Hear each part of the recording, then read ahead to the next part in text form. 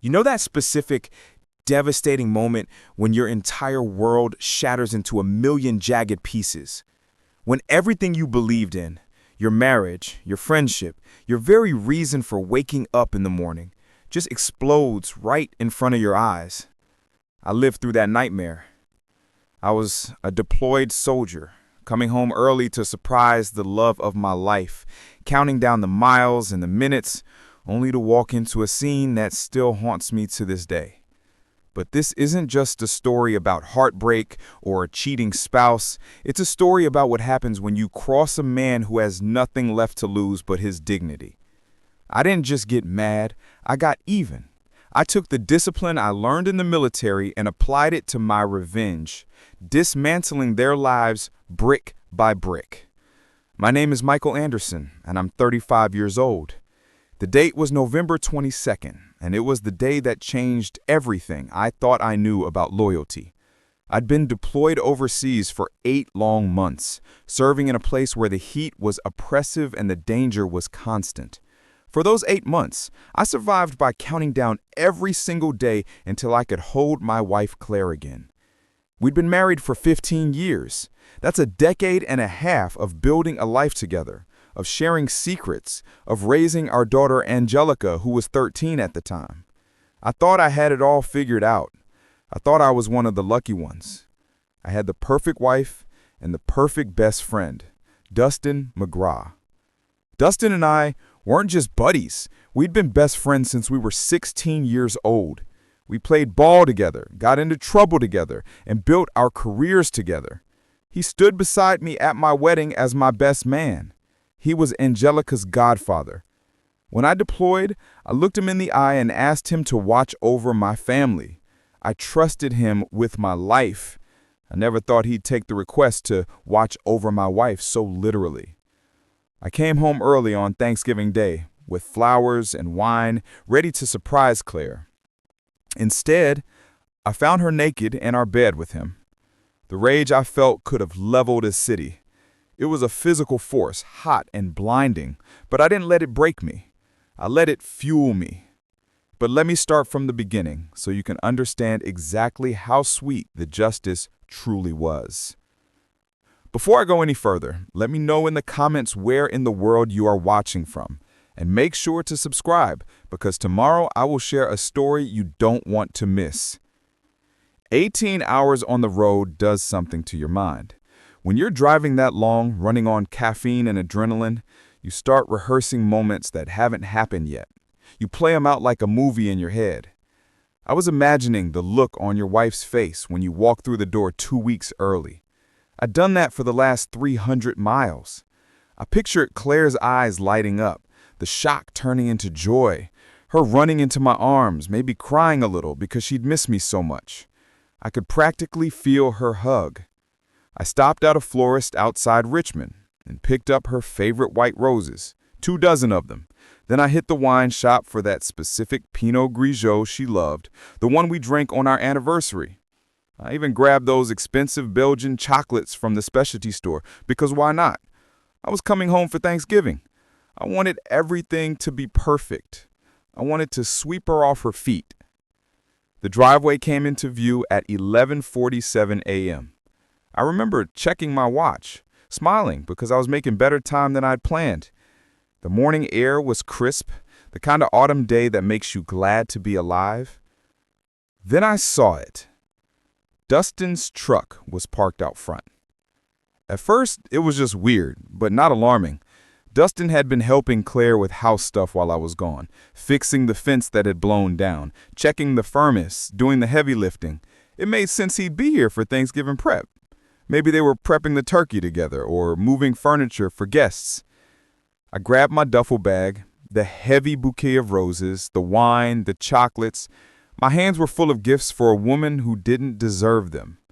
I used my key because I wanted to surprise her. I wanted to see that genuine spark of surprise. The door swung open silently. The house was dead quiet, too silent. There were no cooking smells, no roasting turkey, no sage or onion stuffing, no oven heat warming the kitchen, no sound of the Macy's parade or football on TV. There was no sound of Claire humming while she worked in the kitchen, like she always did on holidays. It was like the house was holding its breath. Nothing. Then I heard it. Laughter. From upstairs. Claire's laugh. But it wasn't her polite public laugh. It was that intimate, throaty sound she used to make with me after we'd made love. That private laugh that meant everything was right in the world. My stomach dropped like I was in a free fall. I knew. Somehow, in that split second, the soldier in me recognized the threat before my heart wanted to admit it. I already knew. But you have to see it, right? You have to confirm the nightmare before your brain will accept it's real. I climbed those stairs like I was walking through wet concrete. Each step took a year. The flowers felt heavy in my hand like lead weights. Our bedroom door was cracked open maybe 3 inches. I stopped outside the door. My heart was hammering against my ribs so hard I thought they'd hear it. I pushed the door open just a fraction more. And there they were. Claire and Dustin, naked, tangled up in the anniversary sheets I'd bought her last year, the expensive ones with the high thread count that she loved so much. They were in our bed, the bed where we slept, where we dreamed, where we made our daughter. I stood there for maybe 5 seconds, time dilating around me, just absorbing the full scope of the betrayal. It wasn't just cheating, it was dusting. My brother, my partner. Then the rage took over. I slammed the door open so hard it bounced off the wall with a crack that sounded like a gunshot. "What the f*** is this?" I roared. Claire screamed, a high-pitched sound of pure terror, jerking the sheets up to her chest to cover herself. Dustin scrambled backward like a roach when you turn on the kitchen lights. His eyes were wide, his mouth open in a silent gasp. Nobody moved for a second. The air in the room was thick with the smell of them. "Michael?" Claire's voice was barely a whisper, trembling. "You're not supposed to be home." That was her first reaction. Not, "I'm sorry," but "you caught me." "Yeah, I can see that," I said. My voice came out like ice, calm and deadly. "How long?" "Michael, listen," Dustin started, reaching for his boxers on the floor, trying to regain some shred of dignity. "How long?" I repeated, stepping into the room. Her face crumbled. Tears started streaming down her cheeks, ruining her makeup. "6 months, Michael, please. 6 months." The words tasted like acid in my mouth. 6 months! I've been deployed for 8. So, you waited, what, 2 months after I left to f my best friend? "It just happened," she sobbed, shaking her head. "We didn't mean to." I laughed, and it was an ugly, dark sound. "You didn't accidentally trip and fall on his dick, Claire. You made a choice, multiple choices. Every single day for 6 months, you made a choice. You looked at our daughter, you read my emails about how much I missed you, you cashed my paychecks, and you chose this." Dustin finally got his pants on. He held his hands up. "Mike, man, let's just talk about this. Don't you dare call me man. Don't you dare pretend we're still friends." I stepped toward him, and he actually backed up, hitting the dresser. "I trusted you. I asked you to watch over my family." "It wasn't like that," Dustin stammered, looking for an exit. "Then what was it like? Explain to me how sleeping with my wife while I'm serving overseas is anything other than the most pathetic, cowardly betrayal imaginable." Claire was crying harder now, mascara running down her face in black streaks. "Michael, I'm so sorry. Does Angelica know?" Her face went white at the mention of our daughter. "No, God, no." "Good," I said, "because she's the only innocent person in this house." I looked between them, feeling nothing but disgust. "Here's what's gonna happen. Dustin, get the out of my house. You've got 5 minutes before I call the cops and report an intruder." "Michael, let me explain," he tried. 4 minutes and 50 seconds, I said, checking my watch. He didn't wait. He grabbed his shirt and shoes and ran, literally ran down the stairs and out the door. I heard his truck peel out of the driveway, gravel spinning. Then I turned back to Claire. She was still in bed, wrapped in our sheets, looking like a stranger. "I want a divorce," I said simply. "Please, can we just talk?" she begged. "There's nothing to talk about. You destroyed our marriage. I'll be filing tomorrow. And Claire?" I stepped closer to the bed. "I'm taking everything. The house, custody of Angelica, all of it." "You think I won't?" I continued when she looked shocked.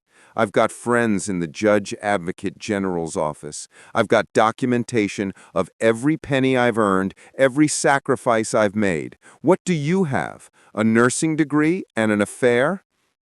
"You can't take Angelica from me," she whispered, a flash of defiance in her eyes. "Watch me. I'm a decorated serviceman with a spotless record. You're an adulteress who betrayed her husband while he served his country. How do you think that plays in court?" I pulled out my phone and started taking pictures. The rumpled bed, her clothes mixed with his on the floor, the wine glasses on the nightstand. She shrieked, covering her face. "What are you doing?" "I'm protecting myself, protecting our daughter from your poor judgment." I pocketed the phone. "I'm going to Angelica's soccer game. She's expecting me home tonight anyway. I'll tell her then. You stay here and think about what you've done." I walked to the door and paused. "And Claire, if you try to spin this, if you try to make me the bad guy, I will bury you so deep you'll never see daylight again." I walked out of that room, out of that house, and I didn't look back.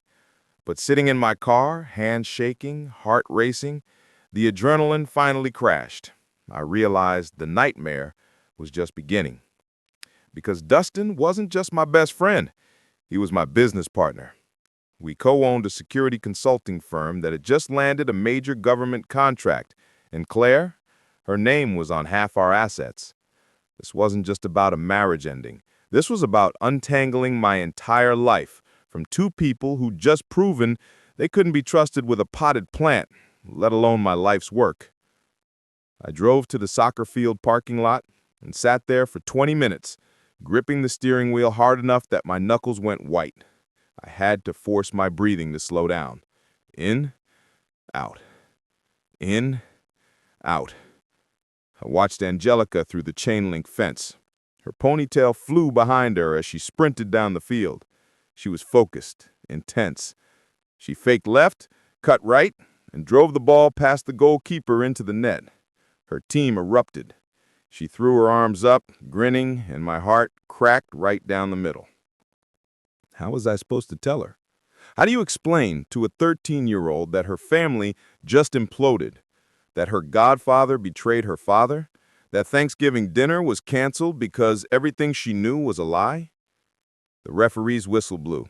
Game over. Angelica's team had won. I got out of the car and walked toward the field, plastering on a smile I didn't feel. It felt like wearing a mask. "Dad!" She spotted me and ran, ponytail bouncing. "You're home!" I caught her in a hug and held on too long.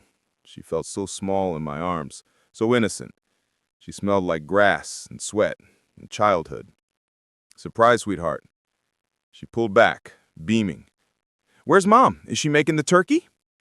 My stomach twisted into knots. "About that. How about we get some ice cream first, just you and me?" Her smile faltered. Kids are smart. They know when something's wrong. "Okay." The ice cream parlor was nearly empty. It was Thanksgiving afternoon. Most people were home with their families. I picked a corner booth away from the few other customers. She ordered mint chocolate chip. I got black coffee. I couldn't stomach anything else. She watched me, waiting, her spoon hovering over her ice cream. I took a deep breath. "Sweetheart, Mom and I are separating." The spoon clattered against the bowl. "What?" "It's not your fault. I need you to understand that first. This has nothing to do with you. You didn't cause this, and you can't fix it." Tears welled up in her eyes. "But why? What happened?" Sometimes adults make choices that hurt each other, choices that can't be undone. I reached across and took her hand. Your mom and I both love you. That will never change. You won't have to choose between us. Did you fight? Her voice was so small. Nope, nothing like that. I couldn't tell her the truth.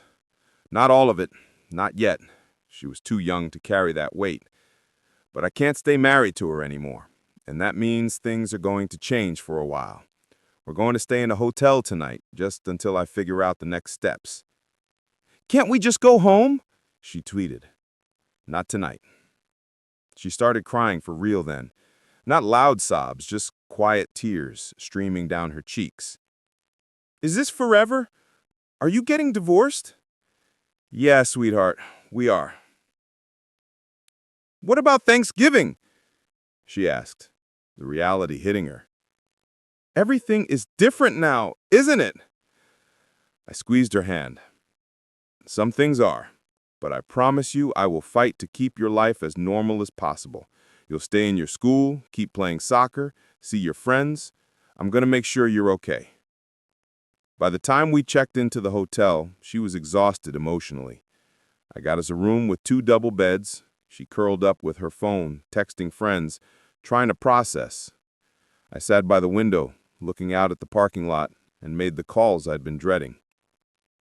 Dad? It's me. Gabriel Anderson, retired Marine, 26 years of service, my hero. He listened silently as I told him everything. The early return, the discovery, the affair, all of it. When I finished, there was a long pause. Then? What do you need? He asked. Not are you okay, not I'm sorry, just straight to tactics. That's who he was. I need to win custody, the business, everything. You will, he said. You've got the evidence, you've got the moral high ground, and you've got the record. File fast, file hard, and don't give them room to spin this. He paused. How's Angelica? Crying in the next room. Your mother and I can fly out tomorrow. I might need that. After speaking with my mom, who cried and promised support, I called Thomas Whitlock. Mike, happy Thanksgiving, man. What's going on? I need a divorce attorney. Are you still practicing family law? Silence. Then, cautious. Yeah? What happened? I told him. I sent him the photos, the deployment records, the bank statements. I'd found text messages on the home computer that went even further than Claire admitted. Planning, logistics, proof of intent. Thomas took 10 minutes to review everything. When he came back on the line, his voice was cold. This is airtight.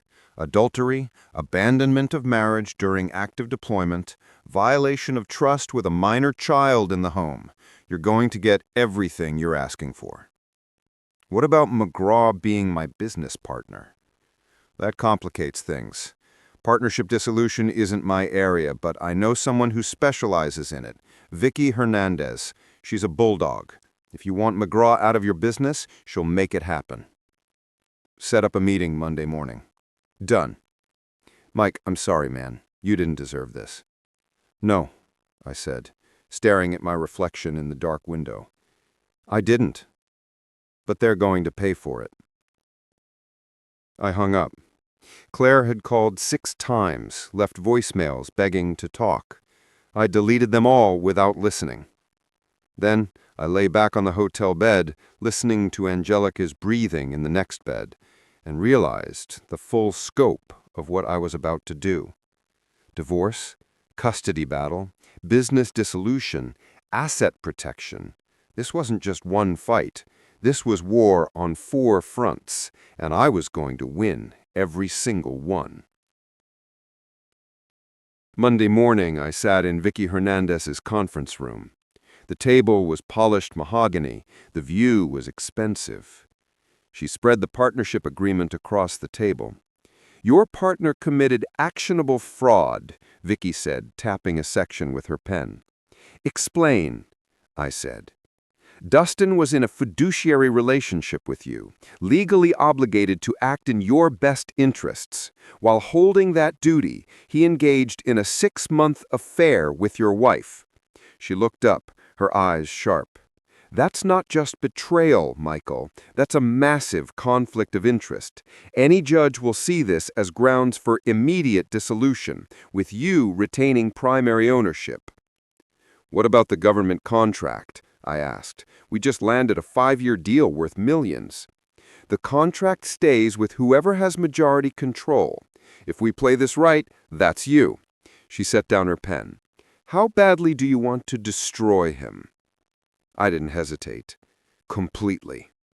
Vicky smiled. It wasn't a warm smile.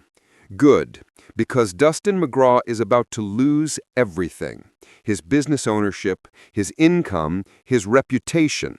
When I'm done, he won't be able to get a job as a mall security guard. Do it. The next week moved like a military operation. Thomas filed the divorce papers on Tuesday. Adultery as grounds. Full custody of Angelica, supervised visitation only for Claire. His argument was brutal, but true. Claire's affair with her daughter's godfather demonstrated such catastrophically poor judgment that she was unsuitable for primary custody. Wednesday, Vicky filed for emergency dissolution of the business partnership. She requested full financial disclosure and asked the court to freeze all business accounts. Thursday, I filed for a restraining order against Dustin. I claimed I felt threatened by his betrayal and couldn't trust him not to sabotage our business. Claire tried calling, texting. She showed up at my hotel twice. I documented everything and forwarded it all to Thomas. This is perfect, he said. She's proving she can't respect boundaries. It makes our custody case stronger. Dustin lawyered up fast, hiring a slick corporate guy named Riley Parker. Riley tried to argue that Dustin's personal life shouldn't affect his professional standing. Vicky ate him alive in court. Your Honor, the respondent engaged in a sexual relationship with my client's wife while my client served overseas. He violated every ethical standard and fiduciary duty. The judge, a woman who'd probably seen every excuse in the book, granted the restraining order and froze Dustin out. The government contract office launched their own investigation. When they learned about the affair, about the betrayal of a deployed soldier, the lead investigator, a retired colonel, was disgusted. Friday afternoon, I got the notification. The government contract would remain with my company. Dustin McGraw was permanently removed from all government-related projects. I sat back in my hotel chair and felt something cold settle in my chest. Not satisfaction exactly, more like confirmation. Dustin had made his choice, and now he was paying for it. Then Vicky called me again. We found it, she said. Dustin been stealing from you. My grip tightened on the phone. How much? Over $120,000. Systematic theft over 2 years. Unauthorized loans, inflated expense reports, shell vendor invoices. He was careful, but we found it. File charges, I said immediately. I want him in prison. The custody hearing happened 2 weeks later. Claire's attorney tried to paint me as vengeful and unstable. Thomas countered with testimony from Dr. Linda Ramirez, Angelica's therapist. Angelica feels significantly safer with her father, Dr. Ramirez testified. She has expressed that her mother's affair shattered her ability to trust her mother's judgment. The judge looked at Claire with contempt. Mrs. Anderson, I find you unfit for primary custody. Mr. Anderson is granted full custody. You will receive 1 supervised weekend visit per month. 2 weeks later, I stood in the house that was now legally mine, watching movers pack Claire's remaining belongings into a truck. She sat on the front steps crying into her hands. Michael, please, she said when I walked out. I made a mistake. No, I corrected her. You made hundreds of mistakes every day for 6 months. Now you're facing the consequences. 3 months after the divorce finalized, I sat in a federal courtroom watching Dustin stand before the judge. He pleaded guilty to embezzlement. The judge sentenced him to 3 years in federal prison and ordered him to pay $200,000 in restitution. I watched the marshals lead him away in handcuffs. He looked back once, caught my eye, and I saw everything there. Shame, regret, defeat.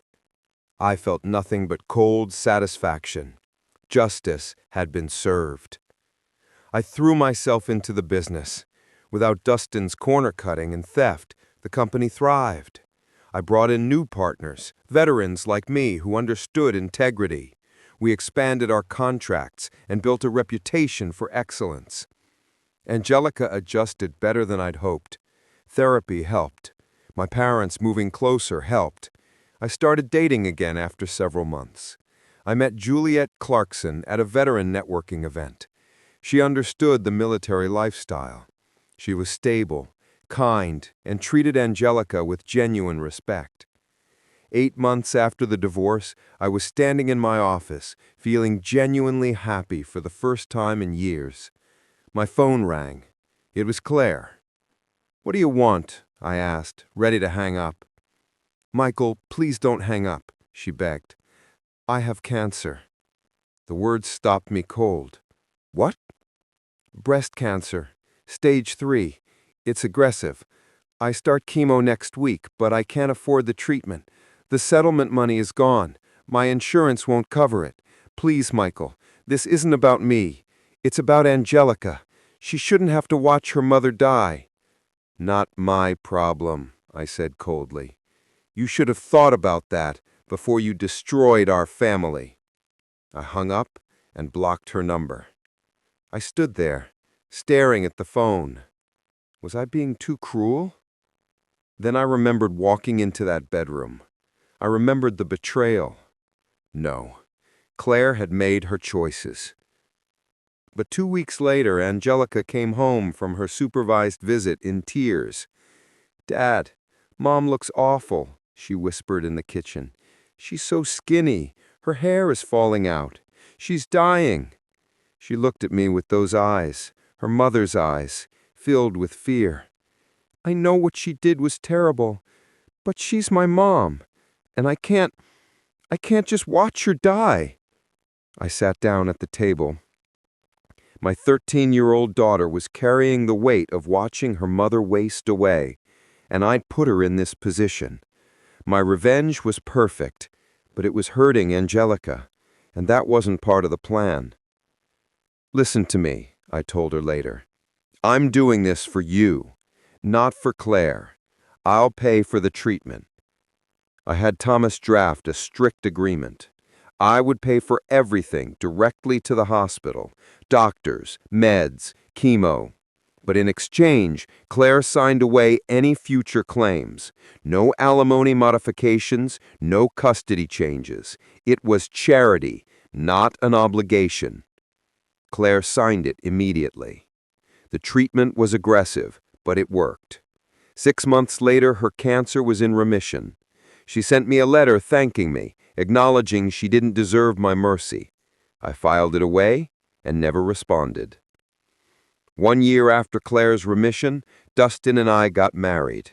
It was a beautiful ceremony. Angelica was the maid of honor, wearing a lavender dress, looking radiant. She whispered to me, "I'm so glad you found her, Dad. You deserve to be happy." "So do you, sweetheart." Claire came to Angelica's 8th grade graduation. She stood in the back, watching from a distance. She looked healthy now, but haunted. She knew she was watching a life she used to have, a family she used to belong to, and she understood perfectly that she would never get it back. 2 years after the divorce, I stood in the kitchen of the new house Juliet and I had built. It was Sunday morning. I was cracking eggs into a skillet. Juliet walked in, one hand on her pregnant belly. We were expecting a son, Gabriel. Michael, the Singapore contract came through, she said, showing me her phone. That's the third international deal this quarter. You've built something real, she said, kissing my cheek. And something honest, I added. That was the key. We didn't cut corners. We didn't cheat. We didn't betray the people who trusted us. Everything Dustin lacked, we built our foundation on. Angelica was setting the table. Dad, did you see the email? She called out. Not yet. My phone buzzed. I glanced at it, and my heart jumped. Duke University. Angelica, come here, I said, my voice catching. She walked over. I handed her the phone. She read the subject line. Full athletic scholarship offer. She started crying, happy tears, and threw her arms around my neck. I'm so proud of you, I whispered into her hair. You survived hell and came out the other side better for it. I learned from you, Dad, she said. You showed me how to fight back. We stood there in our kitchen, in our house, in our life, and I felt complete. This was what victory looked like. Not revenge, not cruelty. Justice. People ask me sometimes if I regret it, if I think I went too far. They tell me everyone makes mistakes, that people deserve second chances. But they're wrong. Normal mistakes are errors in judgment. What Claire and Dustin did was a campaign of betrayal. 6 months of conscious choices to lie to me while I was overseas defending this country. That's not a mistake. That's a character flaw. Claire lives in a 1-bedroom apartment now, working extra shifts to make rent. She's healthy, thanks to me, but she's alone. Her friends left her, her family tolerates her. She sees Angelica twice a month under supervision, and every visit reminds her of what she threw away. Dustin is a felon working day labor. He lives with his mother. He pays me restitution every month and will until he's 70. The guys he works with don't know who he used to be. They just know him as the quiet guy who keeps his head down. Neither of them will ever recover what they had. And that's not cruelty. That's consequences. That's justice. I look at my life now. My daughter is going to Duke. My wife is pregnant with our son. My business is thriving. I sleep well at night. I look at the life I built from the ashes of betrayal, and I feel genuine pride. I refused to be a victim. I fought back with every weapon at my disposal. And I won. I stood on the back porch that evening, holding Juliet's hand, watching Angelica laugh with her friends in the yard. The sun was setting, painting everything golden. You okay? Juliet asked, squeezing my hand. Yeah, I said, looking at the life I'd protected. I'm perfect. And I was, because the people who betrayed me paid exactly what they owed, not a penny more, not a penny less. I believe stories such as this find us for a reason. They remind us that while betrayal leaves scars, it also reveals our true strength.